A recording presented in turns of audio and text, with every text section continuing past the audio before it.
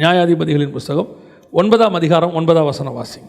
அதற்கு ஒலிவ மரம், தேவர்களும் மனுஷரும் புகழுகிற எண்ணிலுள்ள என் கொழுமையை நான் விட்டு மரங்களை அரசாலே போவேனோ என்றது. இது ஒரு அபிமெலேக்கு குறித்ததான ஒரு விஷயம். அப்பொழுது என்ன நடக்குதுன்னு கேட்டிங்கன்னா, அவன் ராஜாவாகிறதுக்கு ஜனங்களை கேட்குறான். அந்த போஸ்டிங்கை கேட்கும்போது ஒவ்வொரு மரமும் ஒத்துக்க மாட்டேங்குது. அதில் குறிப்பாக ஒலிவ மரம் சொல்கிற ஒரு வார்த்தை, ஒலிவ மரமும் திராட்சை செடியும் இதே வார்த்தையை தான் திருப்பி சொல்லுவாங்க. அவங்க சொல்லக்கூடிய ஒரு வார்த்தை என்னென்னா, தேவர்களும் மனுஷரும் புகழுகிற எண்ணிலுள்ள என் கொழுமையை நான் விட்டு மரங்களை அரசால போவேனோ. எல்லா மரத்துக்கும் ராஜாவாக உன்னை வைக்கிறோம், இருக்கிறதுலே டாப் மோஸ்ட் போஸ்டிங் உனக்கு கொடுக்குறோம் அப்படின்னு சொன்ன உடனே அது சொல்லுது, இந்த உலகத்தில் நீ கொடுக்குற எல்லா போஸ்டிங் இருக்குது, அது எனக்குள்ளே இருக்கிற கொழுமையை விட கம்மி. ஏன்னா எனக்குள்ளே இருக்கிற கொழுமை இருக்கிறது, கொழுமைனா அபிஷேகம். ஏன்னா அது உள்ளே இருக்கிற எண்ணெய் தான் கொழுமை. கொழுமைனா ஃபேட், ஆசீர்வாதம்னு வச்சுக்கோங்களேன். இப்போ நம்ம ஆயிலுக்குள்ளே என்ன இருக்குது, அதானே இருக்குது அந்த அபிஷேகம். எனக்குள்ளே இருக்கிற அபிஷேகம் இருக்குது. அது எப்படிப்பட்டது என்று சொன்னால், இந்த பூமியில் இருக்கக்கூடியதான எந்த போஸ்டிங்கை விட அது மேலானது. ஏன்னு சொன்னால், அது எப்பேற்பட்டது, தேவர்களும் மனுஷர்களும் புகழுகிறதான போஸ்டிங். இதுக்கு நான் உங்களுக்கு அப்படியே ஒரு உதாரணத்தை மாத்திரம் சொல்கிறேன் பாருங்க. ஒரு முறை அமெரிக்கன் பிரசிடெண்ட் எலெக்ஷன் நடக்கும்போது ஒவ்வொரு நாமினியாக ஒருத்தராக நாமினேட் பண்ணுறாங்க, நாங்கள்லாம் போட்டி போட போகிறோன்னு. அப்போது அந்த நேரத்தில் ஊழியராக இருந்த பிரதர் பில்லி கிரஹாம் போய் கேட்குறாங்க. ஒரு நிருபர் பேட்டியில் டிவிலே கேட்குறாங்களாம், ஐயா இந்த மாதிரி நீங்கள் ஏன் நிற்கக்கூடாது, உங்களுக்கு இப்போ இருக்கிற லெவலில் நீங்கள் நின்னால் மக்கள் உங்களுக்கு என்ன செய்வாங்க, ஓட்டு போடுவாங்க. ஏன்னா மக்கள் ஒரு நல்ல பிரசிடெண்ட் எதிர்பார்க்குறாங்க. உங்களுக்கு மக்கள் ஆதரவு எக்கச்சக்கமாக இருக்குது. அவருடைய மீட்டிங்கெலாம் மினிமம் 3 லட்சம் 4 லட்சம் பேர் வந்துடுவாங்க, எங்கே போட்டாலும் அந்த மாதிரி கூட்டம் வரும் அப்படின்னு. உடனே இதே வார்த்தையை, சேம் வார்த்தையை வேறு மாதிரி பில்லி கிரஹாம் சொன்னார். அவர் சொன்னார், நீங்கள் எனக்குள் இருக்கிற அபிஷேகத்தை குறைக்க பார்க்குறீர்கள், நீங்கள் என்னை டீப்ரமோட் பண்ண பார்க்குறீங்கன்னு சொன்னார். ஏன் டீப்ரமோட் பண்ண பார்க்குறீங்க, நான் அமெரிக்க பிரசிடெண்ட்டுக்காக ஜெபிக்க வேண்டியவன். அவர் என்கிட்ட நிற்கணும், நான் என்ன பண்ணணும், அவருக்கு ப்ரேயர் பண்ணணும்.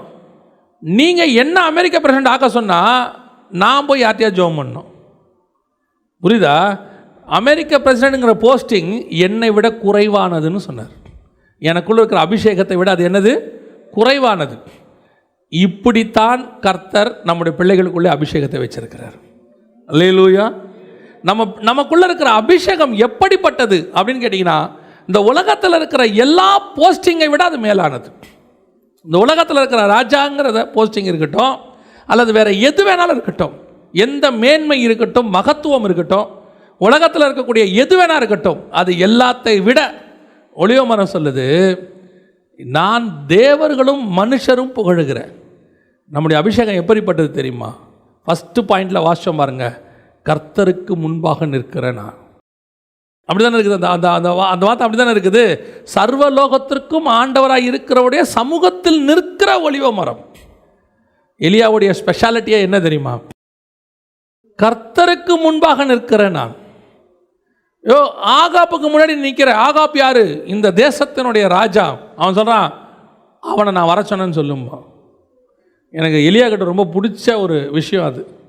ஆண்டவர் சொல்வார் எலியா கிட்ட, நீ போய் உன்னை ஆகாப்புக்கு காண்பி அப்படிம்பார். அவன் நடுவில் உபதேவ பார்ப்பான், பார்த்துட்டு சொல்லுவான், நீ போய் எலியா வந்திருக்கிறேன் என்று சொல். உடனே அவன் சொல்லுவான், இல்லை ஆண்டவரே, நான் சொல்கிறதுக்குள்ளே ஆண்டவர் உன்னை எங்கேயாவது கூட்டிகிட்டு போயிடுவார், நீ போய் நான் வர சொன்னேன்னு அவனை சொல்லும்பான்.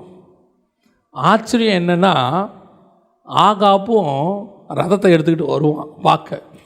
யோசித்து பாருங்க. அப்படி சொன்னால் ஆகாப் என்ன சொல்லணும்? நான் ஏன்டா அவனை பார்க்கணும், அவனை நான் கூட்டிகிட்டு வர சொன்னேன்னு சொல்லணுமா இல்லையா? ஆனால் ஆகாப்புக்கு தெரியுது, இப்படிலாம் பேசினோம்னா அவன் நம்மளை கொண்டு விடுவான். ஏன்னா உபதியாவே சொல்கிறான், அக்கினி இறக்கிறோம், பச்சித்து போட்டுறோம்.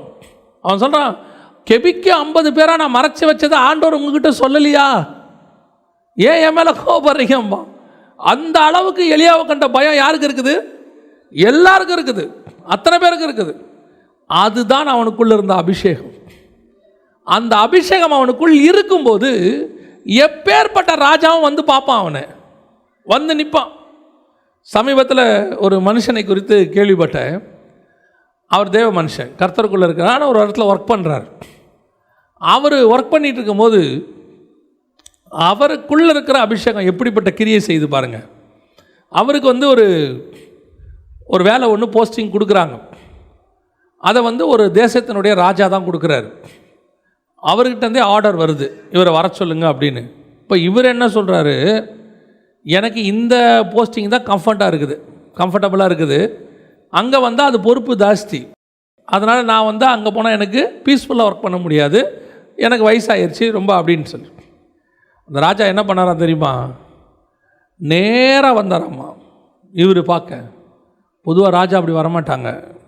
இப்போவும் சில நாட்டுக்கு ராஜாக்கள் இருக்கிறாங்க இல்லையா, அதில் ஒரு நாட்டுடைய ராஜா நேராக வந்தாராம்மா. வந்துட்டு நான் அவரை பார்க்க வரேன்னு சொல்லுங்கன்னு சொல்லி.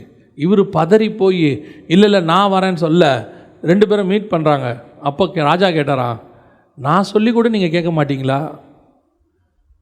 இவர் சொல்லியிருக்கிறாரு, இல்லை நீங்கள் கண்டிப்பாக அந்த போஸ்டிங் எடுக்கணும். இப்போ யோசித்து பாருங்கள், ராஜா ஏன் இப்படி கெஞ்சணும்? ஏன் இவரை விட அறிவாளி உலகத்தில் எவனுமே இல்லையா? இவர் இந்த போஸ்டிங் வேறு ஆளே கிடையாதா? அதுதான் இவர் மேல் உள்ள அபிஷேகம். அபிஷேகத்துக்குரிய மரியாதை அது. மற்ற ஒரு வேளை அந்த அபிஷேகத்துக்கு கொடுக்குற மரியாதை இல்லாமல் வேற ஒரு மரியாதையாக இருக்குமானால், விட்றா இவனை விட்டா இவனோட 10 பேர் இருக்கிறான் பார்த்துக்கலாம் அப்படின்ட்டு போயிடுவாங்க. ஒரு ஒர்க் பண்ணிகிட்டு இருந்த ஒரு இவரை பற்றி கேள்விப்பட்டேன். 1 பைசா லஞ்சம் வாங்க மாட்டாராம், அவர் லஞ்சமே வாங்க மாட்டாராம். அப்போது ஒரு பெரிய போஸ்டிங்க்கு ஆள் செலக்ட் பண்ணுறாங்க, ஒரு 10 பேர் செலக்ட் பண்ணுறாங்க. செலக்ட் பண்ணும்போது இவர் பேரையும் சொல்கிறாங்க.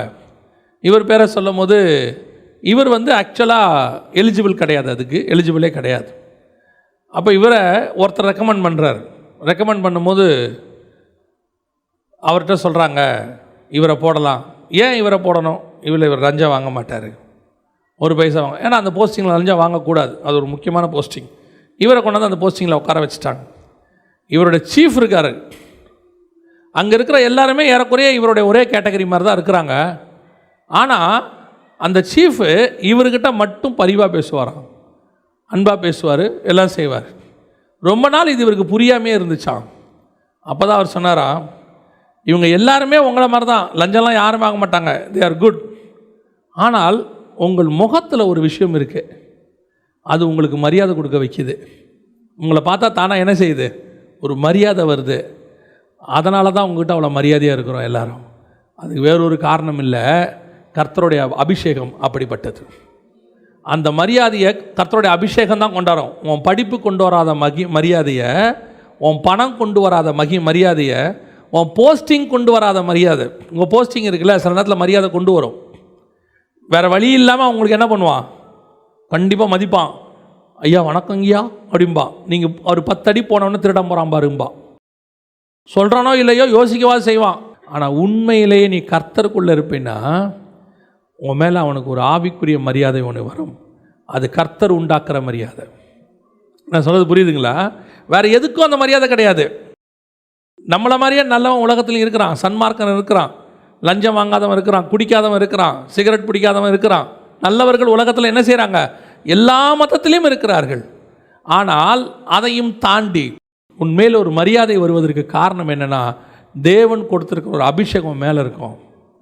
அது உனக்கு மரியாதை கொடுக்க வைக்கும், உண்மையாக கொடுக்க வைக்கும். அந்த மரியாதையை அது உண்மையாக கொடுக்க வைக்கும். அதுதான் ஒலிவ மரம் சொல்லுது, நான் தேவனுக்கு முன்பாக நிற்கிறவையா, மனுஷருக்கு முன்பாக நிற்கிறையா, அவங்க என்னை புகழ்வாங்க. அந்த புகழ்ச்சிக்கு எனக்குள்ள இருக்கிற அந்த அபிஷேகம் தான் காரணம். அதை கொண்டு வந்து நான் எங்கே விற்க மாட்டேன், சாதாரணமான இடத்துல வித்துற மாட்டேன். இன்றைக்கி நம்மில் அநேகர் ஊழியக்காரங்கிற ஒரு போஸ்டிங் இருக்குது. நான் எப்பவும் சொல்லுவேன், ஊழியக்காரன் போஸ்டிங் எல்லாத்த விட மேலானது. அது எந்த ஊழியமோ, அந்த ஊழியத்தின் கர்த்தர் உன்னை ஊழியனை அழைச்சிட்டாருனாலே நீ வந்து பரலோகத்துக்கு ஜனங்களை கூப்பிட்டு போகிறதுக்கு கர்த்தர் உன்னை அழைச்சிருக்கிறார். மேலான போஸ்டிங். இதை கொண்டு போய் உலகத்தில் சீப்பானதுக்குள்ள அடமானம் வைக்கக்கூடாது. எதுக்கு சொல்கிறேன், சில நேரத்தில் சில ஆட்கள் முடிஞ்சு போனால் அவர் ஒரு 50 ரூபா ஃபைன் போட்டிருக்க போகிறாரு, ஃபைன் கட்டியிருக்கலாம். இல்லைன்னா அவர் உண்மையில் விட்டுருப்பார். அந்த மனுஷன் பார்த்தா ரொம்ப நல்ல மனுஷனாக இருக்கிறாரு, எனக்கு அவர் பேச ஆள் இல்லை, அதனால் நிறுத்திட்டார். திருப்பியும் இப்போ ஒரு 10 நிமிஷம் பேசி அனுப்பியிருப்பார். அவர்கிட்ட போய் நின்று, நான் ஊழியக்காரரு, பாஸ்டரு, நாங்கள் ஒரு மீட்டிங் போயிட்டு வரோம் பாருங்கள், பைபிள்லாம் வச்சுருக்கோம், ப்ரூஃபோடு காட்டினோன்னே அவர் நம்மளது ஊழியக்காரங்கிற போஸ்டிங்கு தப்பிக்கிறதுக்கான ஒரு காரணம் இல்லை. இந்த பூமியில் ஒரு அடமானம் வைக்கிறதுக்கான இடம் இல்லை. சில இடங்களுக்கெல்லாம் போகும்போது ஊழியக்காரன்னா கொஞ்சம் கன்செஷன் கிடைக்கும்னு அப்படி கொஞ்சம் தங்களோட ஊழியக்காரங்கிறத அப்படி யூஸ் பண்ணுறது எதுவுமே தேவையில்லை. ஏன்னா இது இந்த பூமிக்கான ஒரு காரியம் இல்லை, இது தேவனுக்கு முன்பாக நிற்கிறதான ஒரு காரியம். உனக்குள்ள இருக்கிற அபிஷேகம் அப்படிப்பட்டது. நம்ம அங்கே யாராவது கொஞ்சம் நகை போடாதவங்க இருந்தால் உடனே ஒரு ஆப்ளிகேஷன் எதிர்பார்ப்போம். அந்த இடத்துல தப்பு பண்ணுற இடத்துலையோ இல்லை ஃபைன் கட்டுற இடத்துலையோ நகை போடாமல் இருந்தாங்கன்னா, ஓ ஒருவேளை கிறிஸ்டின் இருப்பாங்களோ, அப்படியே மெதுவாக பிரைஸ்தலோடு அப்படிங்கிறது அவங்க அப்படியே பார்த்துட்டு அட்வைஸ் பண்ணுவாங்க, நீ வந்து மாட்டியிருக்கியா அப்படின்னு. இது நமக்கு தேவையில்லை. கர்த்தர் நமக்கு கிருபையாக ஒரு அற்புதமான அபிஷேகத்தை கொடுத்துருக்கிறார். அது எப்படிப்பட்டதான அபிஷேகம் தெரியுமா? எல்லா ராஜாக்களை பார்க்கிலும் மேலான அபிஷேகம். பூமியில் இருக்கிற எல்லா போஸ்டிங்கை விட மேலான போஸ்டிங் கர்த்தர் உங்களுக்கு எனக்கும் கொடுத்துருக்கிறது. நான் எந்த மரத்தை வேணால் சொல்லு, ஆனால் எங்களுக்குள்ளே இருக்கிற அபிஷேகமானது தேவன் புகழுகிறதான ஒரு அபிஷேகம், மனுஷன் புகழுகிறதான ஒரு அபிஷேகம். அது போய் என்னுடைய ஆப்ஷன் அதை வச்சுக்கிட்டு நான் பூமியில் என்ன செய்ய மாட்டேன், நான் அதை யூஸ் பண்ணி ராஜாவாக மாற மாட்டேன். கர்த்தர் அப்படிப்பட்டதான ஒரு அபிஷேகத்தை நம்ம மேல் வைத்திருக்கிறார். அல்லேலூயா. நம்முடைய பிள்ளைகளை கர்த்தர் அப்படி தான் வளர்க்கணும். அதுக்கு தான் கர்த்தர் சொல்லிக் கொடுக்குறாரு.